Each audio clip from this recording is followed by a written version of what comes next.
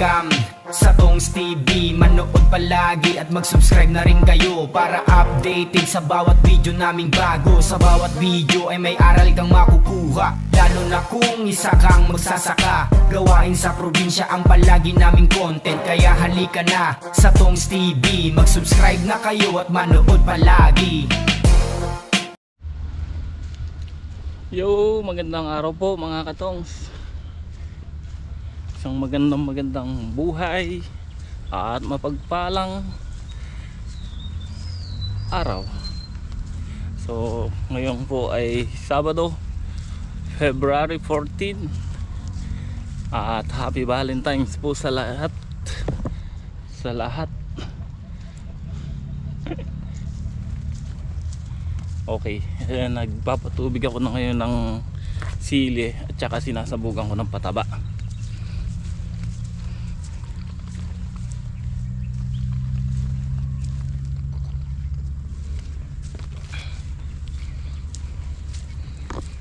Yung ginascatter ni Greg yung patola kahapon na yan. Yan, may malinis na. Tapos patabaan namin, patabang kulay yan sa Makalawa. Kagandahan naman po mga katongs, medyo umambon kanina, patitila lang, nabasa naman yung ibabaw ng lupa. Ayan.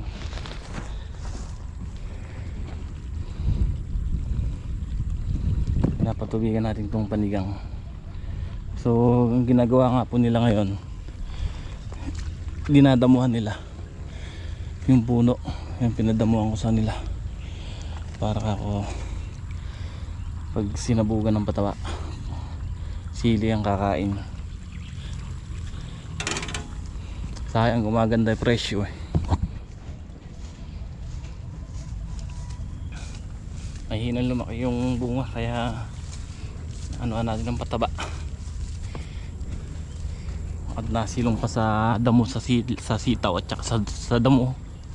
Pero ayan na yan, pinascatter nga po ni Utol kahapon to,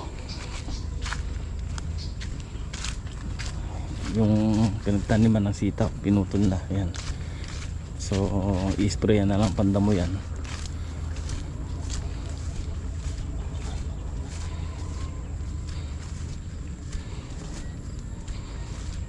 Isang butas na ako, yun. Ayan. May mga ampalayang ligaw dito, tumubo dahil na-steering niya, no? Pang gisa yung dahon, pang ulam.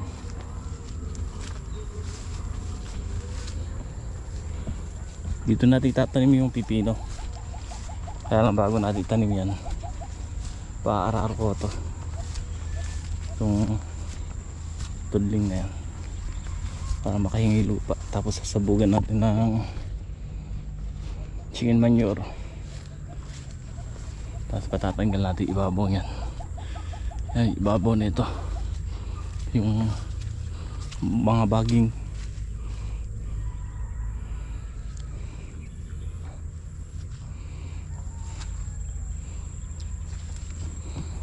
Sa Makalawa, pipitas tayo dito, panigang. Matagal lang hindi napitasan to, pitas tayo, maraming malalaki. Tapos yung Taiwan, marami na rin pula. Kasi nalulusaw talaga iba. Likuan tayo sa Taiwan, hindi tayo hiyang tayo sa papaya. Ayan o, lalaki. Tabal yung papaya natin, o. Lalaki ng dahon, lakas ng lupa rito, lalaki ng puno, o.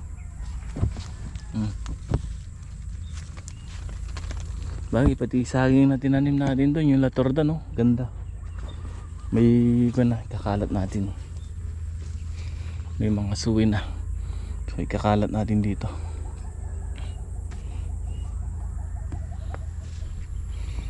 Dito na yung tubig.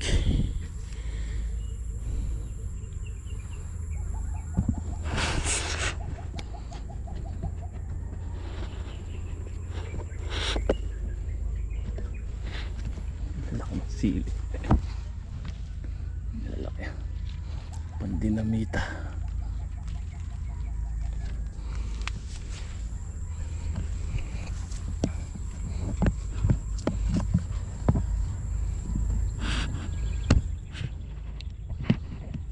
Talagang maraming nagmamaliw na yung mahika. Maraming nahalo na maliliit ang bunga tas nangungulot. Hindi ka mukha nung 207, kaso ang 207 naman ayaw nang natutubig, pantag-araw lang. Ang pintas ko lang sa mahika, mabilis siyang lumaos, mabilis siyang lumipas. Yung 207 matagal, kaya lang hindi lang mahina lang sa tag-ulan. Itong mahika mabilis siyang mabilis lumaos yung bunga. Sa una malalaki, tapos mga isang buwan wala na.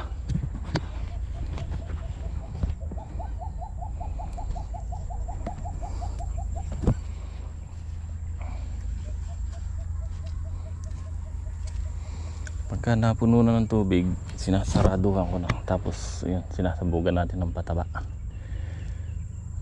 So malulusaw na yung pataba sa tubig niyan hanggang kakalat na, kakainin na ng ugat ng sili yan.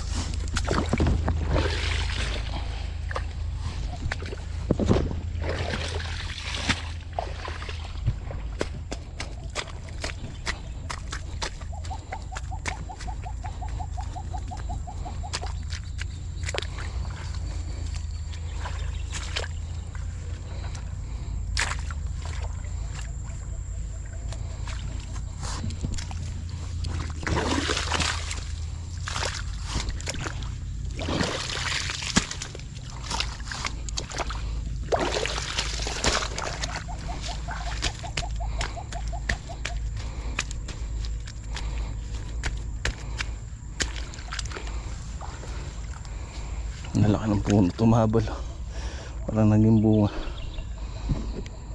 Nasilong kasi, pero may iba yan naglaglag, kaya maliliit.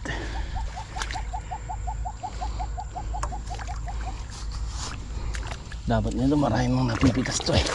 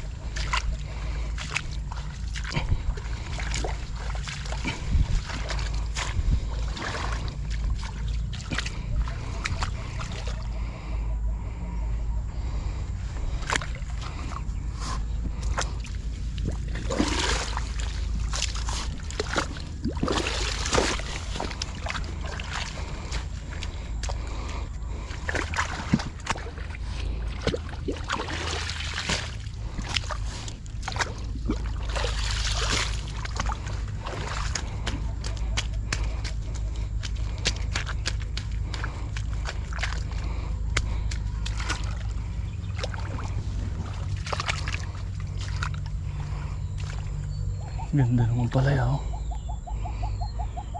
Sarap na ito pang gisa. Bukas sa maga kukuha tayo pang ulam.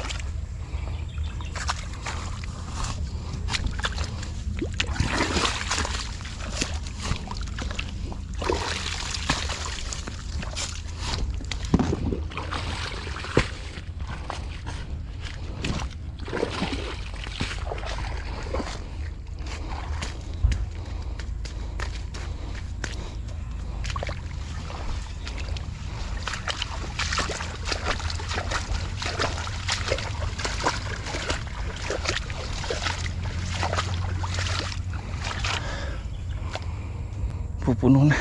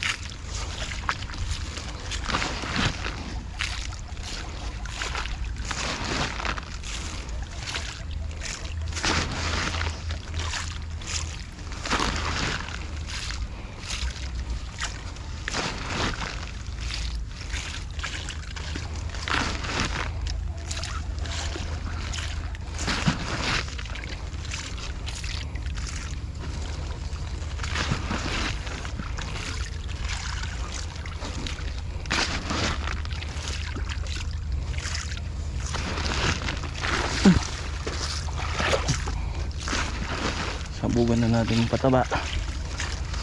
Budbud pala.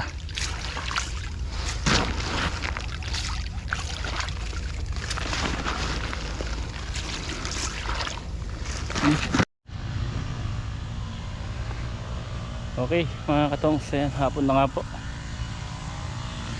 Nag-i-spray si Bato.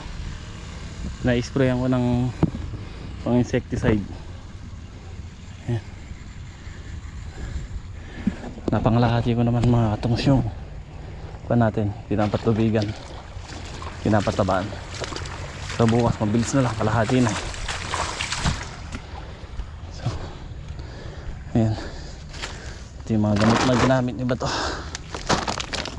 Hindi ako na magdadala doon. Patayin mo na yung tubig ha. Patayin mo na yung tubig. Tapos na rin mag-spray si Bato. So, bukas naman pagpapatuloy ito at madilim na.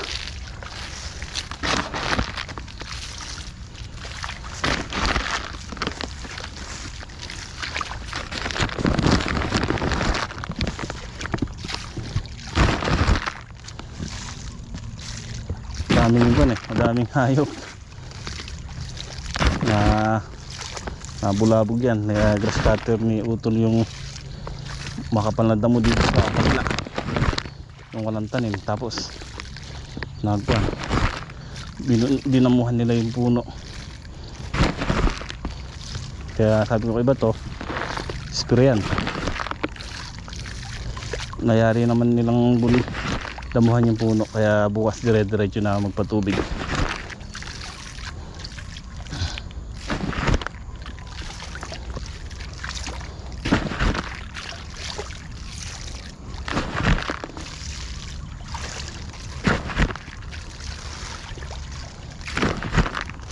Hindi natin kung anong gagawin ni Utol bukas. Pakuha na lang natin siguro to, tatanggal natin yung baging sa taas.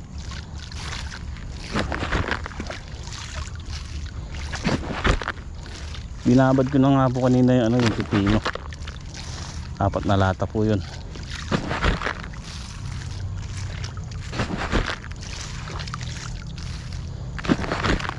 Kasya dito yun kasi dati kasi yung tanim natin 2, kalahati lang nito.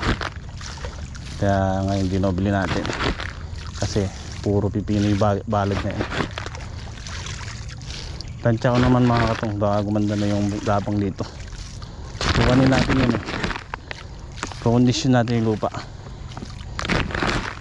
Papaararo muna natin. Tapos sasabugan natin ng chicken manure, and then may spray tayong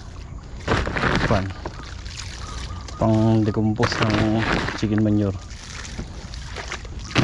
Tapos sinabog natin yung chicken manure, doon natin i-spray.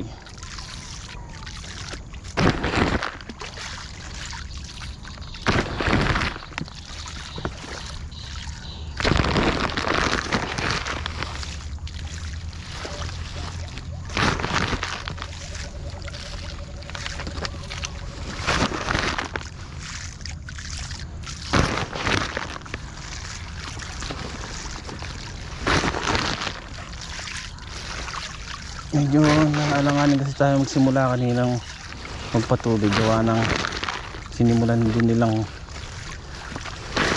damuhan sa puno. Kaya sabi ko ang panglahati muna nila bago tayo magsimulang patubig para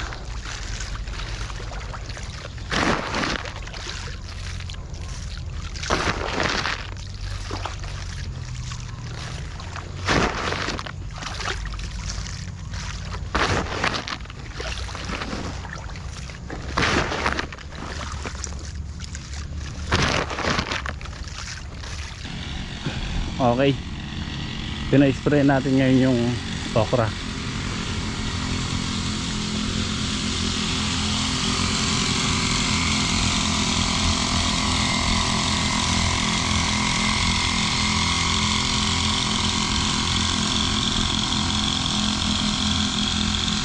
Yan po, i-spray nila yung okra.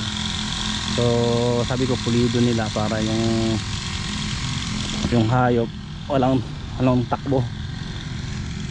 patutubigan na yung bato bukas to. Saka na natin dadamuhan pagka lumaki na yung okra. Malilit pa naman yung damo. Dadamuhan natin yan tapos sabay gambol.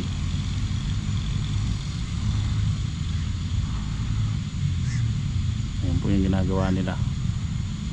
Kada butas sabi ko daanan na nila para tamaan yung okra. Hindi pwedeng laktawan. So ayan, dalawa na yung ginagamit at binili natin ng pyesa yung yung mga sira dito sa kabila, kaya ayun, ginawa ni Greg kanina.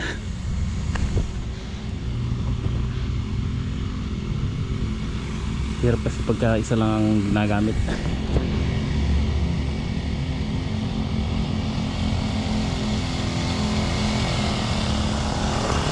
Oh,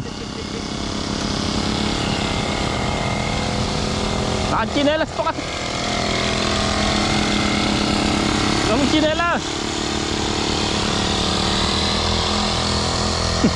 Natung nadali si bato.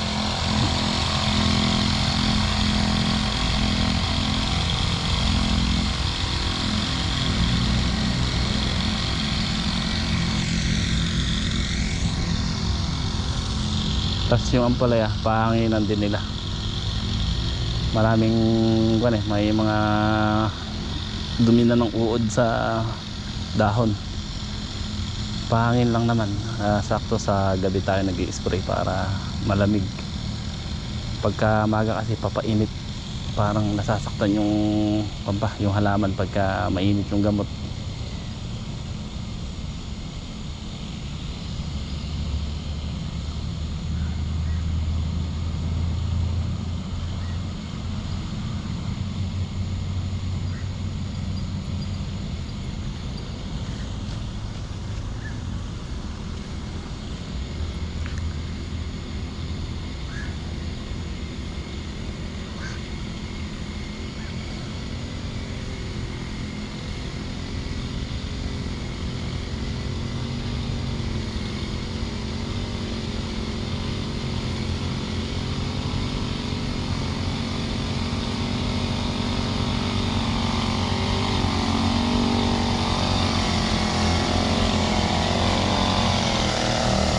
Pagsalubungin nyo na yun.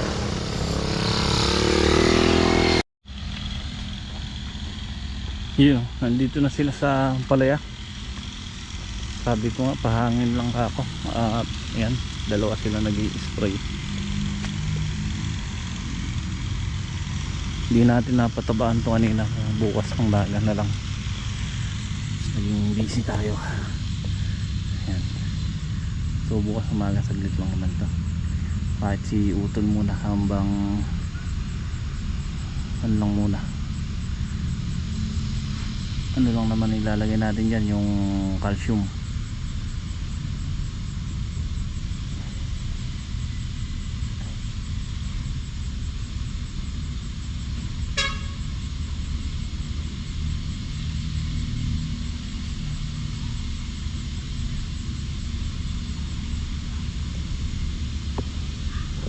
Nakabila.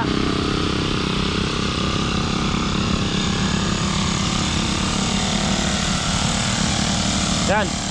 Dito.